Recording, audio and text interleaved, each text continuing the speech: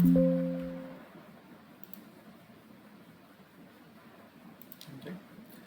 तो recording start करी हम लोगों ने। एक मिनट जो पीपीटी विजिबल हो रही है आप लोगों को? पीपीटी आ रही है? हाँ जी, आ हाँ रही जी है। सर। ओके। स्लाइड्स चेंज हो रही हैं? स्लाइड्स नहीं, नहीं हो रही, स्लाइड अभी नहीं हो रही। अभी नहीं? वैदिक एस्ट्रोलॉजी वाला ही आ रहा है सर अभी। Right right. ठीक है। One. अब आ गई। नहीं अब आता मुझे पता है। I will share my complete screen. मैं अपनी सारी स्क्रीन शेयर करता हूँ आप लोगों से।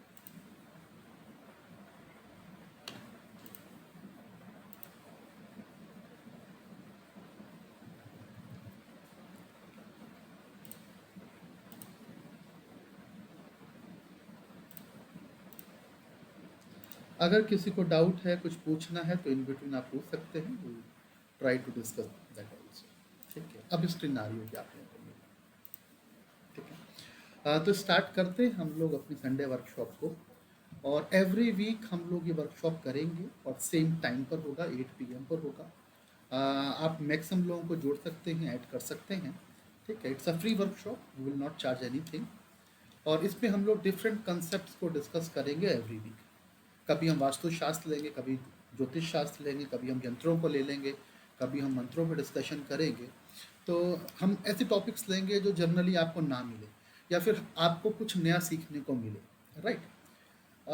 ये तो हमारे कोर्सेज हैं। आप हमारे अगर आपको इंटरेस्ट है ज्योतिष शास्त्र सीखने में तो हमारे कोर्सेज हैं, आप उनको ज्वाइन कर सकते हैं। बेसिक कोर्स है एडवांस 1, एडवांस 2, षोडश वर्ग, मेडिकल एस्ट्रोलॉजी, यंत्र शास्त्र, वास्तुशास्त्र।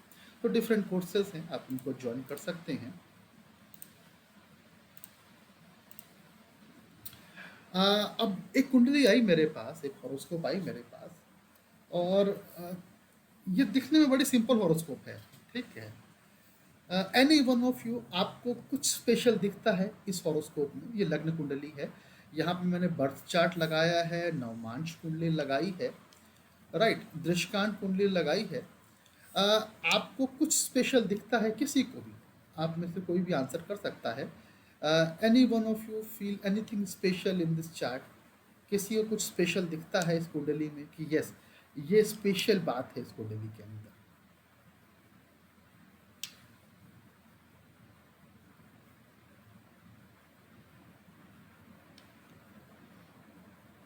एनी वन ऑफ यू, किसी को भी कुछ भी लगता हो, आप देखें इस हॉरोस्कोप को, आपको लगे कि यस, ये चीज़ बिल्कुल नहीं है इस हॉरोस्कोप, या ऐसा मैंने कभी नहीं देखा, या फिर ये बहुत कॉमन है, या फिर ऐसा कोई योग बन रहा है, या ऐसा कोई कॉम्बिनेशन बन रहा है। ये जो हमारा बर्थ चार्ट है, ये लग्न कुंडली है, इसमें कुछ भी स्पेशल दिखता है आपको? एनी वन ऑफ यू, आप कोई भी आंसर कर सकता है। देखें एक बार आप लोग कुंडली को।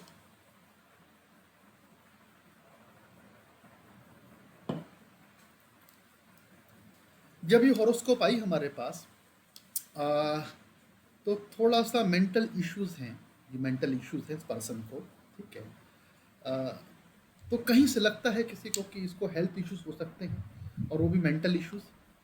क्या ये कुंडली हमको इस क्वेश्चन का आंसर देती है? क्योंकि अगर कुंडली करेक्ट है तो आंसर मिलना चाहिए। कोई ऐसा क्वेश्चन नहीं होगा जो मैं आंसर ना कर पाऊँ from the horoscope. Right. Life में अगर कोई भी इंसिडेंट हुआ है, लाइफ में कुछ भी हुआ है, ठीक है, तो हॉरोस्कोप से उसका आंसर मिलेगा। और हॉरोस्कोप बताएगी कि यस, इस टाइम पे ये काम हुआ और इसलिए हुआ। ये इम्पॉसिबल है कि लाइफ में कुछ हैपन हो, लाइफ में कुछ हो और उसका रिफ्लेक्शन हॉरोस्कोप में ना हो। ठीक है। तो ये एक बेसिक फंडामेंटल बात है कि लाइफ में कुछ भी होगा मेरी, और मेरी हॉरोस्कोप में वो रिफ्लेक्ट होगा। मैं उसको रीड ना कर पाऊँ, ये एक अलग बात है, या मैं उसको ना देख पाऊँ, ना समझ पाऊँ, लैक ऑफ नॉलेज हो, that is different issue. But horoscope में वो चीज़ दिखाई देगी अगर वो हॉरोस्कोप करेक्ट बनी है तो 100%। राइट। तो जब ये हॉरोस्कोप आई तो मेंटल इश्यूज कुछ हैं, प्रॉब्लम्स हैं। तो हॉरोस्कोप में कहाँ पे हमको दिखाई देती हैं ये चीज़ें? कोई बोलना चाहेगा? ये ओपन फोरम है, कोई भी बोल सकता है। 6th house. 6th हाउस बनाना। आपका नाम सर? Sir, Vivek. विवेक। विवेक जी ने बोला कि moon is in 6th house. चंद्रमा जो है मन का कारक है, moon for emotions, moon for mind, और मून 6th हाउस में बैठा हुआ है। This is one of the reason. Okay, कि एक पॉइंट ये आया कि मून का 6th हाउस में बैठना, क्योंकि मून क्या इमोशंस के लिए रिस्पॉन्सिबल है, हमारी फीलिंग्स, हमारा माइंड, है ना, और वो 6th हाउस में बैठा है। ठीक है, एनीथिंग एल्स?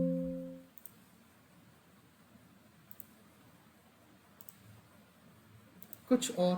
संदीप? सर मैं इसकी दशा किसकी चल रही है सर? दशा छोड़ दो, दशा की बात ही नहीं कर रहे हैं हम। तो ये बात कर रहे हैं कि इस कुंडली में कुछ स्पेशल दिख रहा है मुझे, कि मैं ये बोलूं कि उसको मेंटल इश्यूज की प्रॉब्लम आई, या क्यों आई, ऐसा क्यों लाइफ में दिखा? Saturn and हाँ। Rahu in 8th house as well. Saturn is exalted. Shani उच्च का है 7th हाउस में, सॉरी 7th साइन में 8th हाउस में शनि उच्च का है।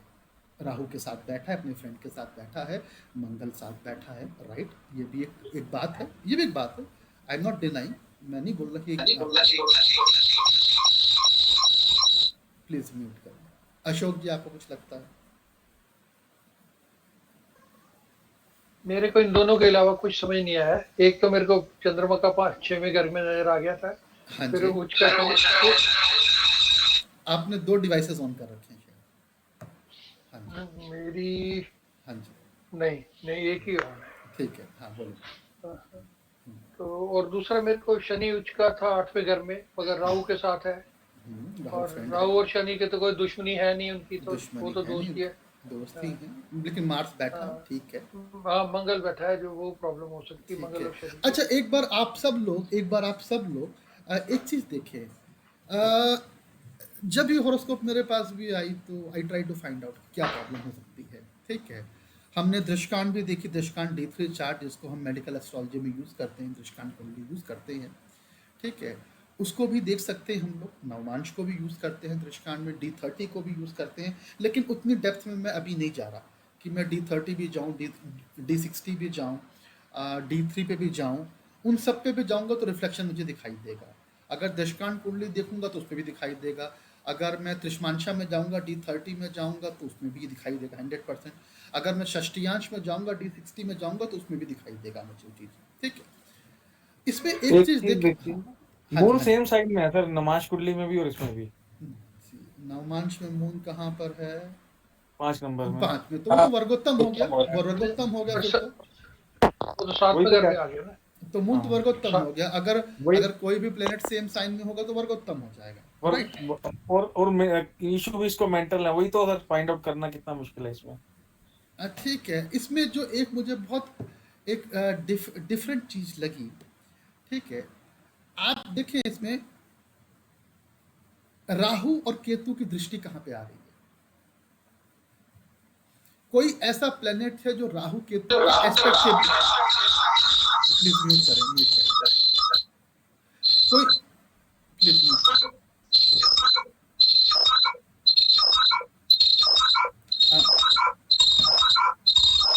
प्लीज किसी का साउंड आ रहा है, ठीक है। अच्छा, आप लोग इस हॉरोस्कोप को देखें और बताएं, क्या कोई ऐसा प्लेनेट है जिसके ऊपर राहु केतु का एस्पेक्ट ना हो? कोई ऐसी कुंडली, कोई ऐसा प्लेनेट है जिस पर राहु केतु का एस्पेक्ट ना हो? Any planet in the horoscope. तो 1 2 3, 1 2 3 4 5 लगन पे 7 अगर इस हॉरोस्कोप को मैं देखूं, अगर मैं इस हॉरोस्कोप को देखूं, केतु यहाँ बैठा है, right, Rahu sitting here, Rahu यहाँ बैठा है, ठीक है। केतु की दृष्टि क्या होती है? केतु की दृष्टि होती है 1 5 7 9, 1 5 7 9, that is the Rahu and Ketu aspect. अब राहु का एस्पेक्ट कहाँ, सॉरी केतु से स्टार्ट करते हैं हम लोग। केतु का एस्पेक्ट कहाँ पर आएगा? 1 2 3 4 5, केतु यहाँ मून पर पे आएगा, आएगा। केतु यहाँ पर आएगा, और केतु यहाँ पर आएगा, right. 1 5 7 9 Ketu aspect. Same aspect for Rahu, Rahu के भी एस्पेक्ट हैं। Rahu sitting with Saturn and Mars, Shani और मंगल के साथ राहु बैठा है, और राहु का एस्पेक्ट कहाँ पे आ रहा है? 1 2 3 4 5 6 7 8 9, राइट, ये आ रहा है। ठीक है, अब ठीक है, अब सबसे इंपॉर्टेंट बात जो मुझे लगी कि all planets under the influence of Rahu, all planets. अब आप देखो राहु का, सॉरी, केतु कहां पर था? 1 2 3 4 5 5 7 and 9. Rahu is what? 1 2 3 4 5 7 and 9. All planets are under influence of Rahu. सारे के सारे ग्रहों पे राहु केतु का एस्पेक्ट है, दृष्टि। ये बहुत रेयर कॉम्बिनेशन है। If you will see any horoscope you will find कि ओके 3 और 4 प्लैनेट अंदर राहु और केतु इन्फ्लुएंस, राइट। और ये जो एस्पेक्ट है, कौन सा एस्पेक्ट है? That is 100% aspect. ये 75 25 50% एस्पेक्ट नहीं है, दैट इज 100% एस्पेक्ट है। All planets under influence of Rahu और केतु। कोई भी ऐसा ग्रह नहीं है जिस पे राहु केतु का इन्फ्लुएंस नहीं। राइट और wrong? Tell me. Absolutely correct. Absolutely right. Yeah. The person is suffering from autism. ठीक है, the person is suffering from autism. Autism है और physically issues हैं, right? If you will see the birth chart, it is absolutely fine. Even if you will see the Drishkant, now अब इसको थोड़ा हम लोग एक दृष्टांत चार्ट की तरफ जाते हैं हम लोग, right? We will see the दृष्टांत चार्ट also. कि in this chart we have seen that all the planets under the influence of Ketu and Rahu, all the planets under the influence of Rahu and Ketu. If we will discuss about D3 chart, right, if we will discuss about the दृष्टांत chart, अगर हम दृष्टांत कुंडली को देखें तो इसमें कुछ दिखाई देता है मुझे दृष्टांत कुंडली में, in the D3 chart. D3 chart again we will discuss for the medical issues. Medical issues के लिए हम लोग दृष्टांत कुंडली को देखते हैं हमेशा।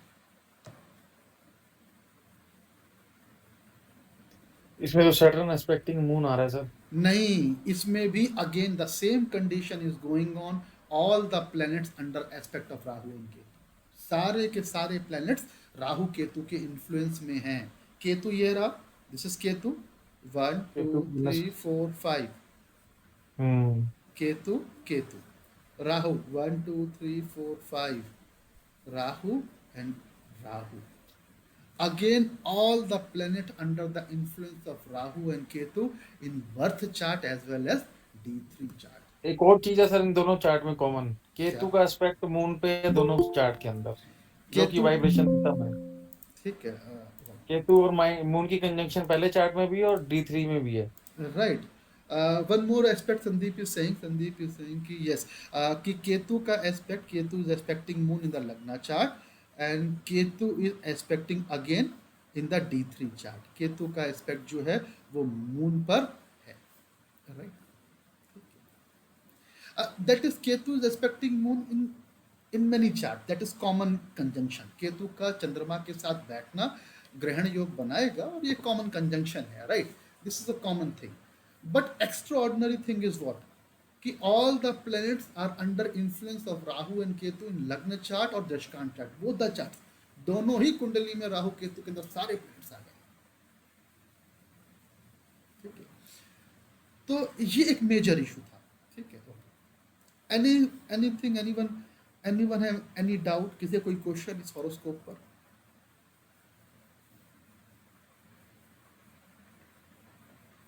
देखो what we are but doing, इसके साथ लॉन्जिविटी के हाउस में भी सैटर्न बैठा हुआ है। नहीं Saturn is sitting in the 8th house in the exalted sign. वो तो लंबी उम्र देगा, लंबी उम्र, वो तो लंबी, हाँ, वो तो लंबी शनि उम्र जो है, लॉन्जिविटी के लिए क्या वही शनि कह रहा लंबी हूँ उम्र देता है, लॉन्ग एज देता है, इट्स लॉन्गिविटी देगा इन द 8th हाउस। और शनि और सैटर्न इज एक्सॉल्टेड, शनि उच्च का बैठा है 8th हाउस में, इट इज लॉन्गिविटी का इशू ही नहीं है।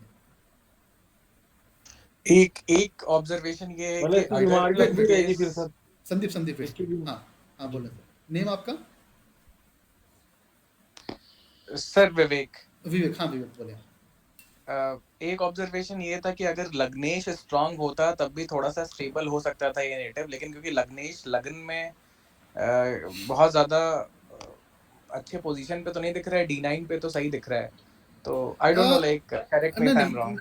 नहीं, लग्नेश देखो देखो देखो, अगर बात लग्नेश की लग्नेश करें, चौथे घर में है, कोई बुरी लग्नेश पोजीशन नहीं केंद्र है। स्थान में है, लग्नेश केंद्र स्थान, ठीक है ना? ठीक है, एनिमी साइन में है, ठीक है, जुपिटर के लिए मरकरी इज एनिमी, बट लग्नेश का केंद्र स्थान में बैठना it's a positive sign, right?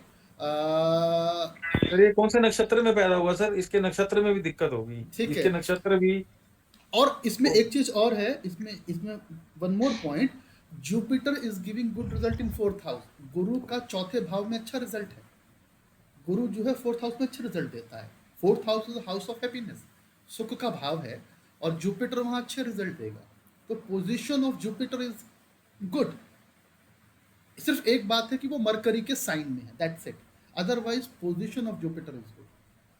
Sir इसका नक्षत्र में भी दिक्कत होगा पक्का, अगर इसको प्रॉब्लम है ना, ये ऐसे नक्षत्र में होगा जहाँ पे ये कंजंक्शन दोबारा रिपीट होती होगी, तभी इसको मेंटल इलनेस आ रही है, 100% ऐसा होगा। मेंटल इलनेस के, मैंने आपसे क्या बोला कि अगर वो problem mental illness is there in the birth chart, it's reflection will be in every chart, either it is D1, D3, D30 and D60, जी 100%, if you will check any chart you will get the same type of combination। अभी आप देखो यहाँ पे D1 and D3 is same, D1 and D3 is exactly same, all planets under influence of Rahu and Ketu, एक rare combination है, it's a rare combination, and 100% I am sure if you will open D30 and D60 we will get same type of something combination मिलेगा। चलो, तो ये एक horoscope की हमने बात करी, मेंटल इलनेस की, this is one combination actually, right? See when we will discuss any horoscope, जब हम कोई कुंडली देखते हैं तो there are multiple aspects are there, right? We can not say कि 6th हाउस, 8th हाउस और 12th हाउस, वो एक बिगनर लेवल की बात है, but when we will discuss the horoscope, like the person is suffering from autism, right, mental illness है, ठीक है, तो in that case we have to dig the horoscope, हमको हॉरोस्कोप को एक डिफरेंट लेवल पे देखना पड़ेगा। चलो, एक और हॉरोस्कोप आई हमारे पास, and this is about the married life, बहुत सिंपल है, and marriage is a very it's a common topic, बहुत कॉमन टॉपिक है, जैसे health medical is a little bit complex topic, it's not an easy topic, but marriage yes it's an easy topic, और इस पर बहुत लोग हम discuss कर सकते हैं, but still when we will say marriage, it look easy, ये easy लगता है कि yes 7th house और this and that, but still so many things are there, ठीक है? तो ये क्वेश्चन आया था कि अबाउट द मैरिज लाइफ को हम कैसे देख सकते हैं, मैरिज लाइफ में प्रॉब्लम्स हैं कि नहीं है, right? So this is the birth chart, लग्न कुंडली हमारे सामने है, नवमांश कुंडली हमारे सामने है, ठीक है?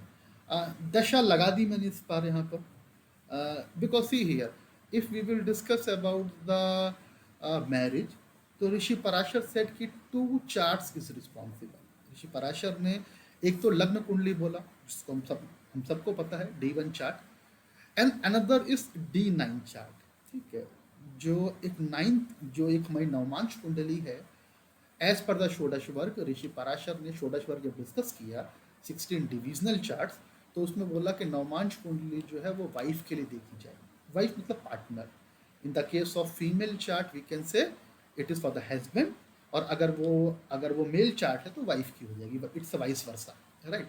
तो इसीलिए क्योंकि the question is about the marriage, question marriage का था, so about the marriage, how is the married life? Anyone want to say something? Anyone of you? किसी का कोई ओपिनियन?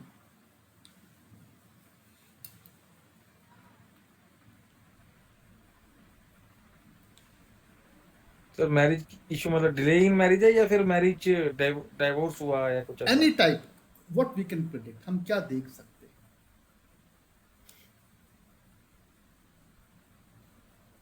इसमें सर उसके पार्टनर सुख, जो शादी के सुख का भाव है उसमें मंगल बैठा है, जो कि गलत है। 8वें घर में जो मंगल बैठा है, सेइंग कि फोर्थ हाउस का मंगल जो है वो 8th हाउस में चला गया, तो there will be some issues in the सुख भाव। सुख जो जो लाइफ के मांगलिक सुख है, तो मांगलिक तो है ही है सर, 8वां घर का मंगल हो गया ना। माँ और 8वें घर का दोनों मंगल है तो मांगलिक। साथ नहीं, और पार्टनरशिप का, दोनों चार्ट में पार्टनरशिप के लोड अपने से 8th हुए हैं सर, पहले चार्ट में भी और दूसरे चार्ट में भी। इधर सैटर्न अपने से 8वां हुआ और उधर मरकरी अपने से 8वां हुआ। This is a good observation, ये एक अच्छी ऑब्जर्वेशन है। This is good observation really कि और पार्टनर कि seventh Lord is partner 8th, की कि यहाँ से भी वो अष्टम में मंग- गया और यहाँ भी अष्टम में गया, राइट। मंगल 8वें घर में बैठ के पार्टनर की एज को शॉर्ट करेगा। मंगल 8th हाउस में बैठ के पार्टनर की एज को शॉर्ट करेगा, right right. Anything else we can predict, और भी हम कुछ प्रिडिक्ट कर सकते हैं? Any one of you, it's an open platform.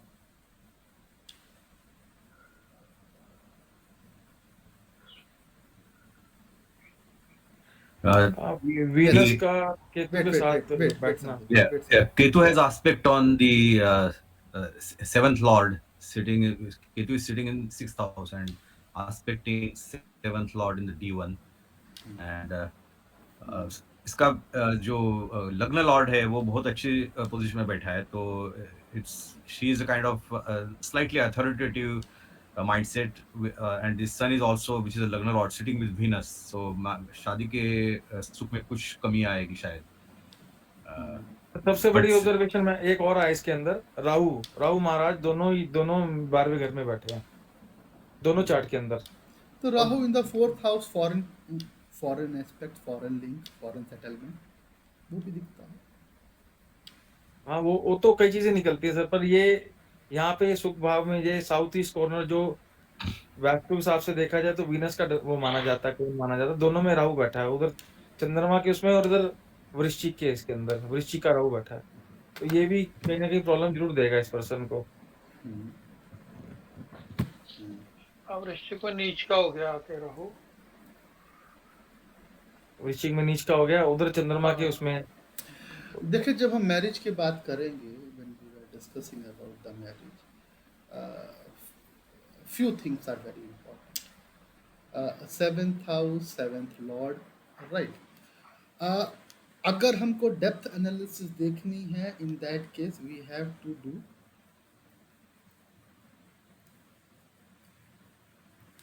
नवमांश का लॉर्ड और नवमांश में 7th हाउस का लॉर्ड, राइट।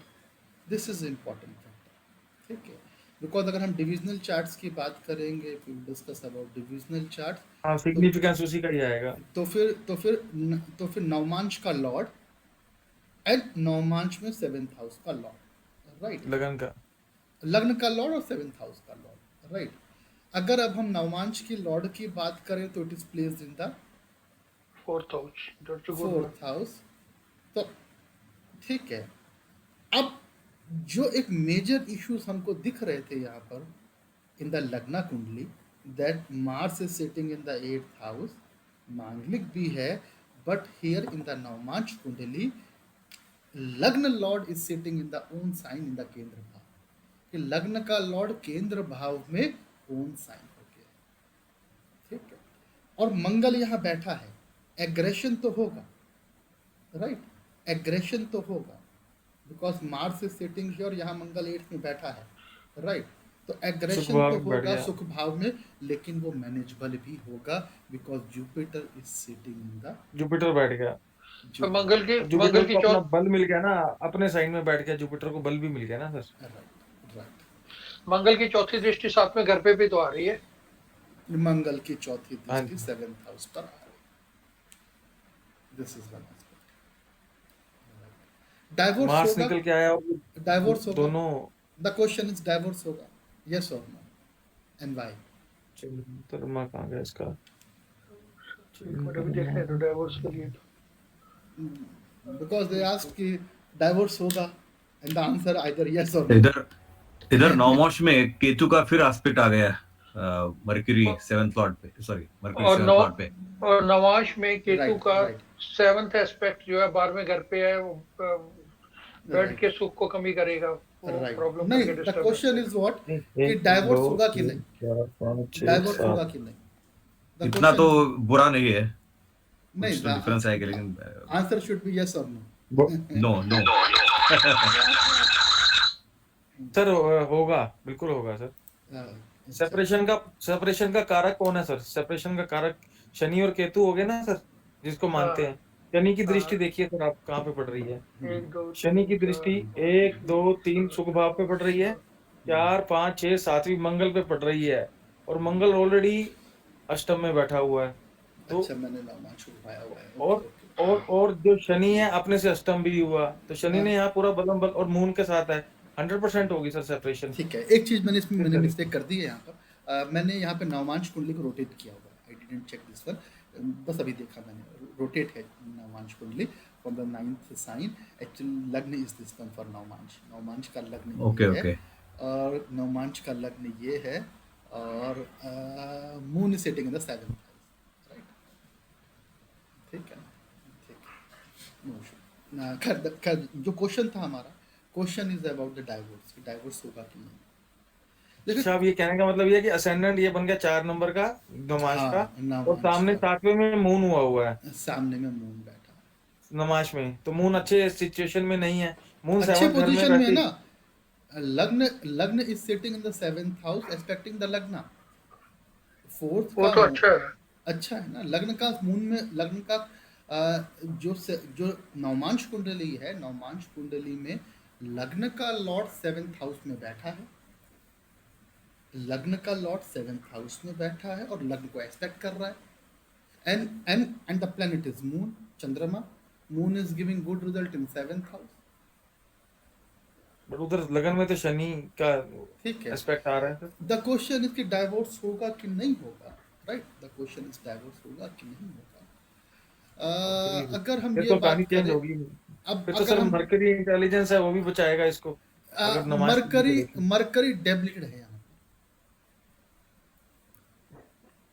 बुध नीच का लगन में है ना सर, नमाज में नहीं है ना सर, नमाज में नहीं। नमाज में नहीं है सर, इफ वहां बचाएगा फिर उसको।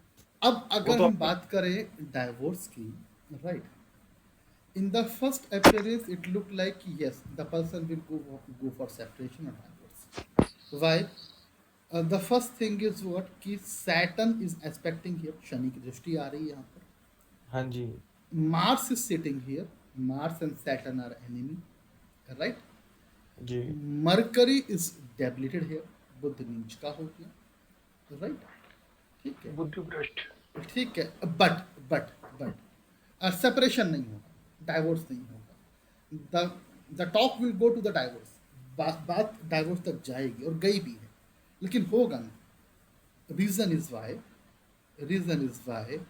मून नहीं, Jupiter is aspecting own house, 12th house for marriage bond, 12th house for marriage bond, and Jupiter is aspecting this one, and currently Dasha is going on Jupiter up to 2034.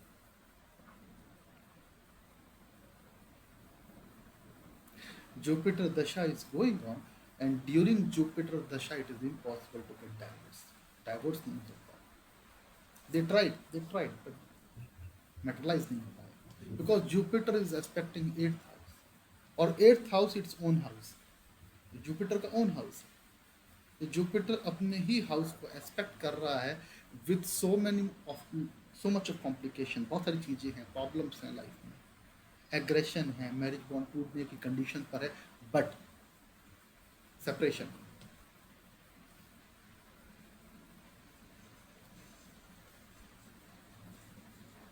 Because और transit में भी Jupiter 12th house में बैठा है, 12th राशि में, 12th तो sign वो भी में एक है। कारण है। नहीं, this is for the 1 year ना, ट्रांजिट में जो गोचर में शनि की या जुपिटर जाएगा, this is only for the 1 year, right? बस जुपिटर ने yeah. चंद्रमा को भी बल दे दिया ना सर, कंजंक्शन जुपिटर इसकी लगन में बनी हुई है, और नमाज चार्ट में लगन का असेंडेंट हो गया और मून अपने से साथ वो हो गया, 7th होगा, देख रहा है उसको, तो दोनों को बल मिल गया। एंड अगर हम नवमांश कुंडली की बात करें तो नवमांश में जो लग्न है वो मून बनता है और वो उसको एस्पेक्ट कर रहा है। नवमांश 7th house is again strong,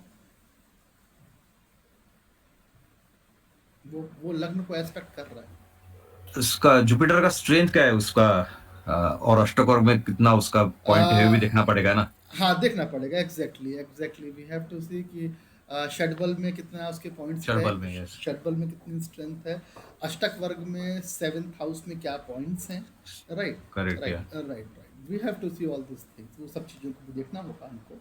sir इसमें नक्षत्र भी बड़ा पे करते हैं सर, आपने कौन से नक्षत्र में कौन से पता नहीं है सर। अब सबसे इम्पोर्टेंट क्या है कि Saturn being the Lord of 7th house, अब सैटर्न किस नक्षत्र में गया, हाँ जी, बात कर रहे हैं कि 7th हाउस का लॉर्ड किस नक्षत्र में गया। यहाँ पे अब अगर हम नवमांश की बात करें तो लग्न का लॉर्ड मून बनता है और यहाँ पे मून किस नक्षत्र में गया, that is also play an important role कि नवमांश के लग्न का लॉर्ड किस नक्षत्र में है एंड लग्न कुंडली में 7th हाउस का लॉर्ड किस नक्षत्र में है। क्योंकि जब ट्रांजिट आएगा ना सर, जब ट्रांजिट आएगा तो ये वैसा ही बिहेव करेंगे जब उस प्लेनेट की दशा होगी, बिल्कुल वैसा बिहेव करेंगे ये नक्षत्र के हिसाब से। तो नक्षत्र is again a deeper level, तो नक्षत्र अगेन हम एक डेप्थ में जाएंगे तब हम देख पाएंगे कि यस नक्षत्र में क्या हो रहा है, ठीक है। तो फिर हमको पता लगेगा कि यस नक्षत्र में ये चीज़ें चल रही हैं। खैर अभी उतनी डिटेल पे हम नहीं जा रहे, अभी हम षडबल और भावबल एंड हम उतनी डेप्थ में नहीं जा रहे, just we are checking the basic things, हम एक बेसिक लेवल पे डिस्कशन कर रहे हैं, that's it. But yes when we will discuss in the detail तो वी विल चेक द अष्टक वर्ग, षडबल, भावबल, ठीक है, उन सब चीज़ों को हमको डिस्कस करना पड़ेगा, देखना पड़ेगा। Anything else, anyone want to add?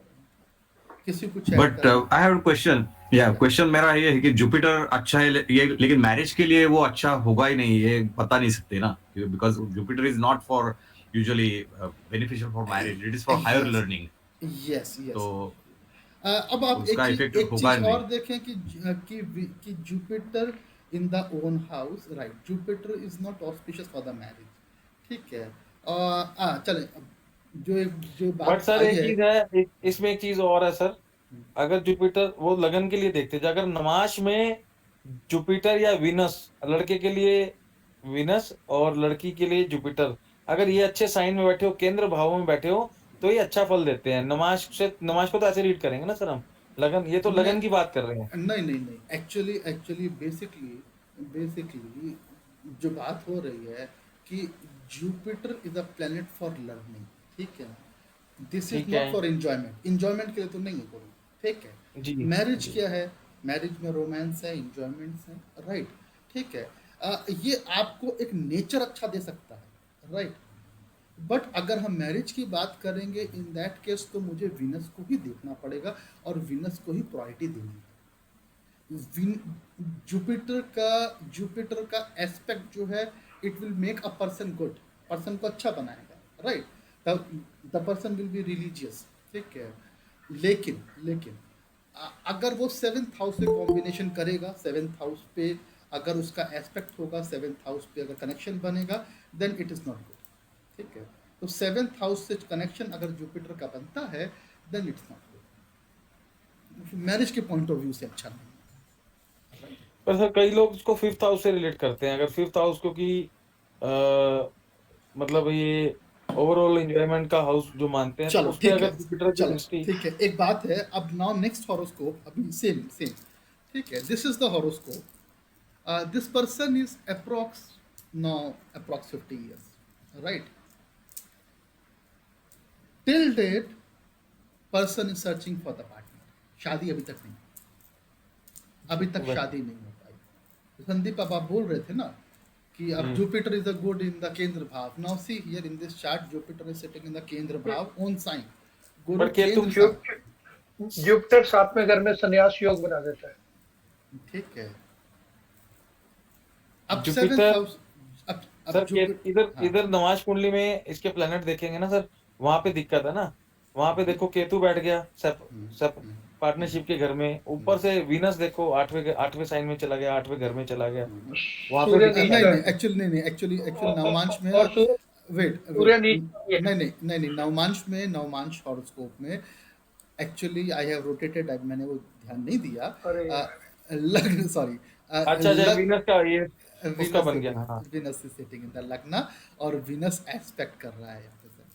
Next time I will अपने ही उसको कर रहा है, अपने ही। Next time.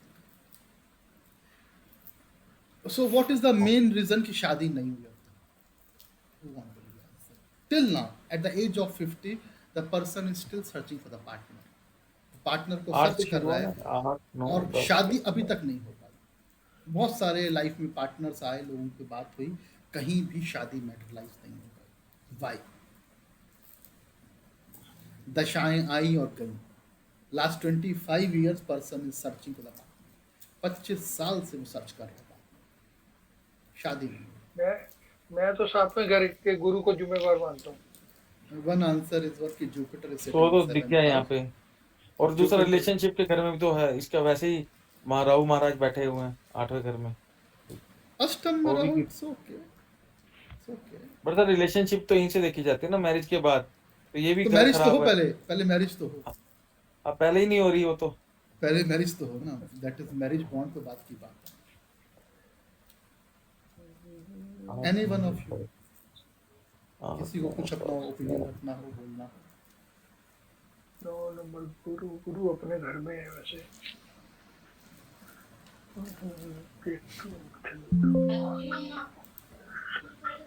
यहाँ सहमत लॉर्ड की देखते हैं, सहमत लॉर्ड जुपिटर, एक आंसर तो मिल गया। दूसरे उसमें देखें सर। क्योंकि देखिए जो क्वेश्चन है, क्वेश्चन इज व्हाट कि पर्सन एज इज 50 इयर्स की एज है और अभी तक शादी नहीं हुई है। व्हाई?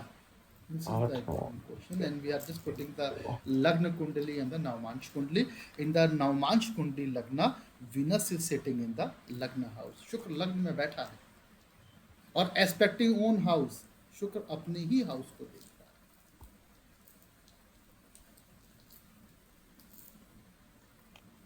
है। बट शुक्र अपने से अष्टम भी तो हो गया ना सर, यहाँ से दूसरे 1 2 3 4 5 6 7 8 वृश्चिक राशि का। ये कंजंक्शन से कुछ नहीं निकला।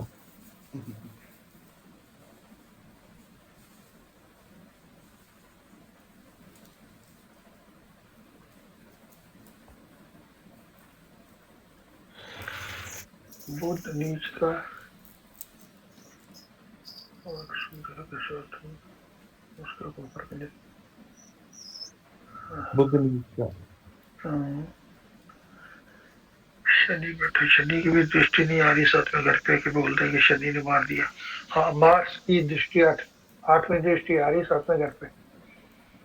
मंगल की 8वीं दृष्टि 7वें घर पे आ रही है और गुरु के साथ। हाँ वो पहले चार्ट में। ठीक है। See, now see here, the question is what कि when get married, शादी कब होगी?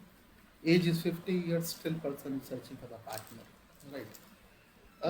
Now if we will see this chart, अगर हम ये कुंडली देखें और मैरिज की बात करें, ठीक है, तो marriage will happen from 7th house, trigger from the 7th house. Marriage जब ट्रिगर होगी तो 7th हाउस का मेजर रोल है, राइट? जो मैरिज का ट्रिगर है वो 7th हाउस ट्रिगर करता है उसको, ठीक है। जो अभी हम बात कर रहे थे कि one of the important factor when Jupiter is sitting in the 7th house, और जुपिटर ने अब 7th हाउस में बैठ के कौन सा योग बनाया? संन्यास योग। पंच महापुरुष में कौन सा बनाया? ओके, पंच महापुरुष में ये भद्र योग नहीं, भद्र योग नहीं बना। हंस योग। हंस योग डिस्कस इन द हाँ क्लास, जी। हमने क्लास में डिस्कस किया था। हाँ दिस इज जी, व्हाट जी। हंस योग, ये हंस योग बना है। हाउ हंस योग कैसे बना?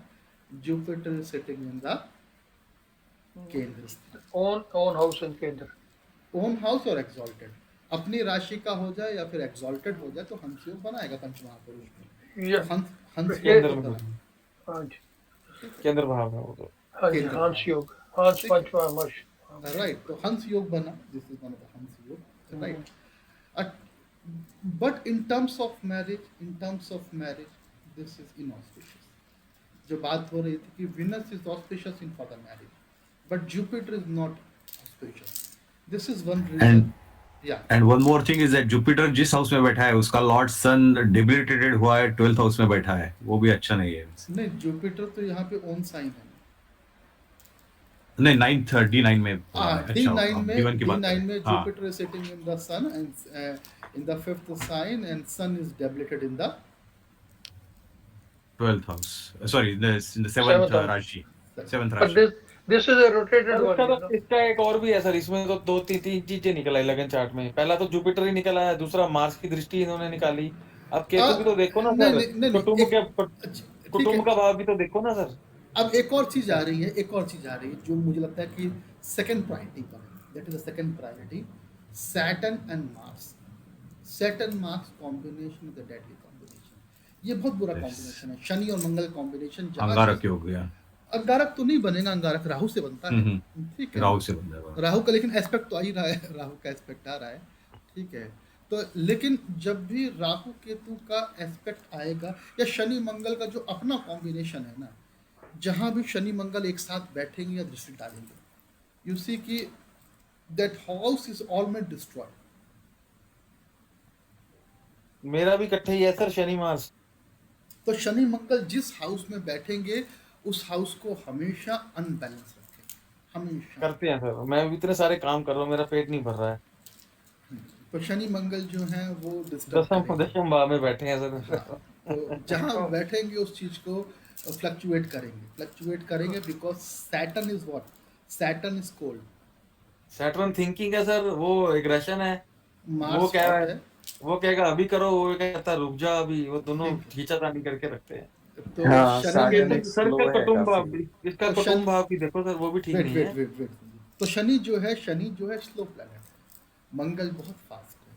शनि जो है वो कोल्ड है. राइट.